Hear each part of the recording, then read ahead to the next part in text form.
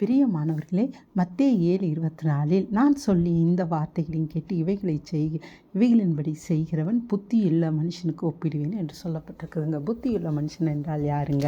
அதாவதுங்க, ஒரு கன்மலை உள்ளது, அதன் மேல் கட்டப்படும் வீடு பெருமழை காற்று வந்தாலும் அது அழியாதுங்க. அதே சமயம் மண்ணின் மேல் ஒரு வீடு கட்டப்படுமானால் அது பெருமழையோ காற்றோ அடித்தால் அது தாங்காதுங்க, அது உடனே இடிந்து விழுங்க.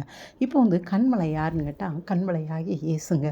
அப்போ நம்ம அவருடைய வார்த்தைக்கு கீழ்ப்படிந்து கன்மலையாகிய இயேசுவின் மேல் நம்பிக்கையாக வாழ்வோமானால் நம்முடைய வாழ்க்கையில் எந்த பிரச்சனை வந்தாலும் நம்ம ஸ்ட்ராங்காக நிற்போங்க. அந்த பிரச்சனை நம்ம பாதிக்காதுங்க. அதே சமயம் மண் என்பது நம்முடைய சொந்த கிரியையை குறிக்குதுங்க. நம்முடைய சொந்த கிரியின் மேல் நம்பிக்கையாக இருந்து நாம் வாழ்வோமானால் அது எவ்வளோ ஒரு பிரச்சனை நமக்கு வந்தாலும் அது நம்மை ஈஸியாக பாதிச்சிருங்க. எனவே நம்முடைய வாழ்க்கை கெட்டு போய்விடுங்க. இன்றைக்கு இயேசுவை செலக்ட் பண்ண முடிவு செய்வோங்க.